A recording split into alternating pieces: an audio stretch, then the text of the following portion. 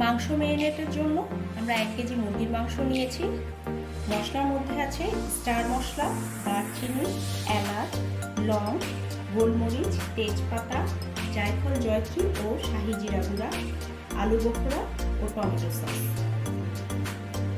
এখানে লাল মরিচ গুঁড়া, ধনিয়া, জিরা এবং গোলমরিচ গুঁড়া আছে, আদা বাটা, রসুন বাটা এবং কাঁচামরিচ।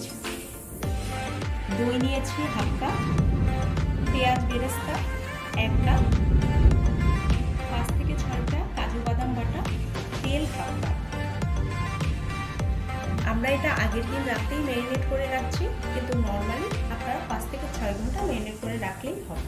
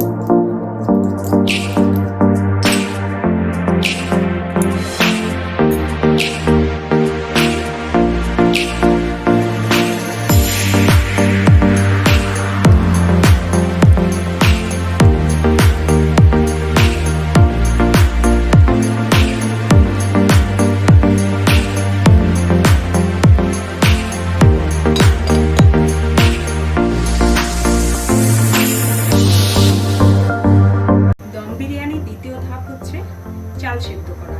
আমি 3 কাপ বাসমতি চাল নিয়েছি এবং সেটা সিদ্ধ করার জন্য পরিমাণ মতো পানি নিয়ে নিয়েছি।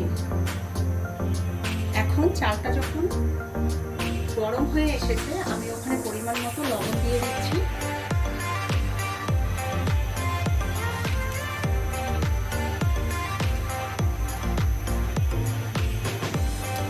তারপর আমি চালটা দিয়ে দেবো।